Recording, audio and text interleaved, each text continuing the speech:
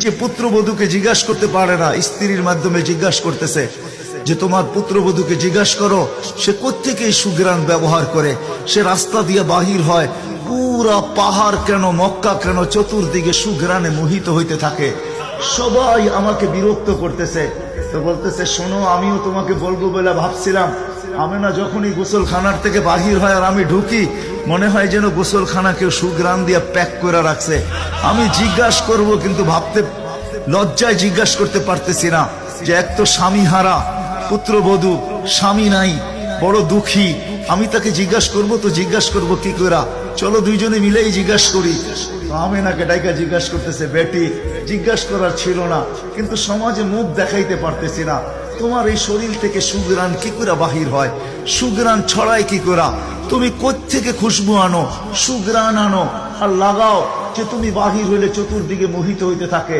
তো আমেনা ওইখানে থুতু নিক্ষেপ করে আর বলে আম্মা শরীর থেকে না, থুতু মারতে দেরি, সুঘ্রাণ তুফানের মতো বাহির হইতে দেরি হয় নাই।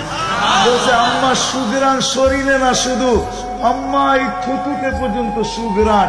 আম্মা এই সুঘ্রাণ আমার না, প্যাকেটটা সুঘ্রাণ, প্যাকেটটা। আম্মা বলার ছিলাম না, তোমরা বাধ্য করতেছো। যেদিন পেটে আসছে ওই দিন তো ঘরের দেওয়াল পর্যন্ত আমাকে সালাম দিতেছে, তোমাদের এই ফ্লোরের বাজুর কোণা পর্যন্ত আমাকে সালাম দিতেছে।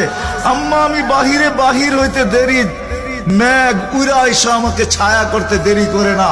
আমি উত্তপ্ত বালুতে পা দিতে দেরি, মা ঠান্ডা হইতে দেরি করে হয় না।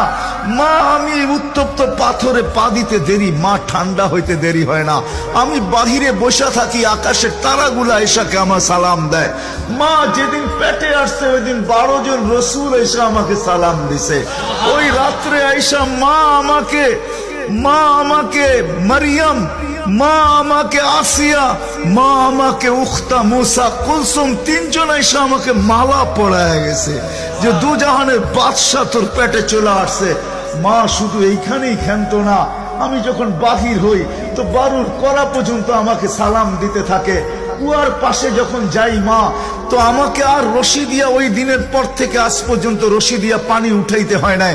আমি কুয়ার পাশে যাইতে দেরি, কুয়ার পানিগুলা উছলায় উপরে আসতে দেরি করে না, কলকল শব্দ করতে থাকে, পানিগুলা যেন বলতে থাকে আমেনা তুই কেন চলে আসছিস, দুজাহানের বাদশা তোর পেটে, তুই হুকুম দিলেই তো আমরা বাড়িতে যেয়ে ভোড়া দিয়ে আসতাম।